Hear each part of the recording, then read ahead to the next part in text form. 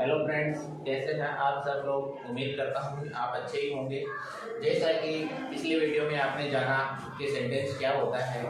A group of words that makes complete sense. एक शब्दों का वह समूह है जो जिसका पूरा अर्थ निकलता हो वो सेंटेंस कहलाता है। कि आज हम इस वीडियो में द पार्ट्स ऑफ सेंटेंस के बारे में पढ़ने जा रहे हैं। मुख्यतः जो सेंटेंस होता है उसके दो भाग होते हैं। मुख्यतः सेंटेंस के कितने भाग होते हैं? दो भाग होते हैं, सब्जेक्ट एंड प्रेडिकेट।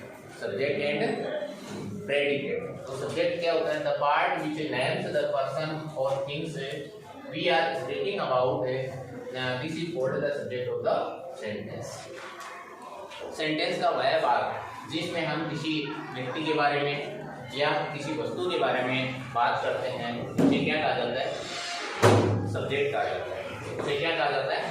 सब्जेक्ट कहा जाता है। जैसे फॉर एग्जांपल हमारे सामने एग्जांपल में पहला जो सेंटेंस है, this is my friend. This is my friend. तो किसी भी सेंटेंस में सब्जेक्ट जानने के लिए सबसे पहले हमें पता लगाना पड़ेगा कि उस सेंटेंस में वर्ब क्या है। क्या पता लगाना पड़ेगा कि उस सेंटेंस में वर्ब क्या है। तो इस सेंटेंस में वर्ब क्या है? इज। इज से पहले हम दो चीजें रख के देखेंगे, या तो हु रखेंगे या हुम रखेंगे। पहले इज को रख के देखते हैं। हु इज माई फ्रेंड, कि मेरा दोस्त कौन है। तो इसका जो आंसर निकल के आ रहा है वह है ही। और जो ये ही है, इस तरह से ये जो ही है ये सब्जेक्ट कहलाएगा। क्या कहलाएगा? सब्जेक्ट कहलाएगा। अब हम होम को रखते हैं, होम इज माई फ्रेंड। तो इसका कोई सेंस नहीं निकल रहा, इसका कोई अर्थ नहीं निकल रहा, लेकिन उसे सब्जेक्ट का पता लग रहा है। इसी तरह से नेक्स्ट सेंटेंस को हम देखते हैं। Hemant and Kamal were playing cricket. Hemant और जो कमल है वो क्रिकेट खेल रहे थे। तो इसमें वर्ब क्या है? वर प्लेइंग, ये वर्ब है। इस वर्ब से पहले हु रखेंगे। Who are playing cricket, cricket कौन खेल रहे थे। इसका जो आंसर निकल के आ रहा है वही क्या कहलाएगा? सब्जेक्ट कहलाएगा। हेमंत एंड कमल। इसमें इस सेंटेंस में सब्जेक्ट क्या है? हेमंत एंड कमल। इसी तरह से पुनीत इज टीचिंग है इंग्लिश। पुनीत है अंग्रेजी पढ़ा रहा है। इज टीचिंग इसमें वर्ब है। इज टीचिंग से पहले हम हु रखेंगे। हु इज टीचिंग इंग्लिश, अंग्रेजी कौन पढ़ा रहा है। तो इसका जो आंसर निकल के आ रहा है वो है पुनीत। वो क्या है? पुनीत। तो पुनीत इसमें सब्जेक्ट हो गया। इसी तरह से नेक्स्ट सेंटेंस अपन देखते हैं। The students are reading story. Students are reading story. Students विद्यार्थी हैं, वो कहानी पढ़ रहे हैं। तो आर रीडिंग इसमें वर्ब है। आर रीडिंग से पहले हम हु रखेंगे। हु आर रीडिंग स्टोरी, कहानी कौन पढ़ रहा है या कहानी कौन पढ़ रहे हैं। इसका जो आंसर निकल के आ रहा है वो है द स्टूडेंट्स। तो द स्टूडेंट्स इसमें क्या हो गया? सब्जेक्ट हो गया।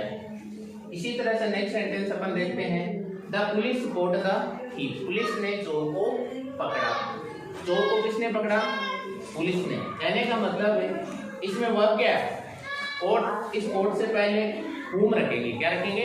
हुम। हुम कोट द पुलिस। पुलिस को किसने पकड़ा? चोर को किसने पकड़ा? पुलिस ने। तो ये जो पुलिस है ये इस सेंटेंस में क्या है? सब्जेक्ट है। इसी तरह से नेक्स्ट सेंटेंस देखते हैं। स्पीक ट्रूथ, सत्य बोलो। इसमें कोई सब्जेक्ट का हमें पता नहीं चल रहा है। इसको एक बार पहली बार अपन देखते हैं तो सब्जेक्ट का इसमें पता नहीं चलता है। और ये जो आप देखो, ये आपने जो पीछे जो 5 सेंटेंस देखे, इन 5 सेंटेंस में कोई ना कोई सब्जेक्ट शुरू में है, लेकिन इनमें क्या नहीं है? इस सेंटेंस में सब्जेक्ट नहीं है। और ये सेंटेंस वर्ब से शुरू हो रहा है। किससे शुरू हो रहा है? वर्ब से शुरू हो रहा है। स्पीक, ओपन, ये दोनों सेंटेंस वर्ब से शुरू हो रहे हैं। तो जो सेंटेंस वर्ब से शुरू होते हैं ऐसे सेंटेंस इंपेरेटिव सेंटेंस कहलाते हैं। क्या कहलाते हैं? Imperative sentence. और इंपेरेटिव सेंटेंस में हमेशा सब्जेक्ट यू होता है। क्या होता है? यू होता है, जिसको लिखा नहीं जाता। और इसको हम ये कह सकते हैं कि ये अंडरस्टूड सब्जेक्ट है। ये क्या है? Understood subject. तो हमने बात की सब्जेक्ट के बारे में। अब देखते हैं सेंटेंस का जो दूसरा पार्ट है, प्रेडिकेट। दूसरा पार्ट है प्रेडिकेट, उसके बारे में देखते हैं।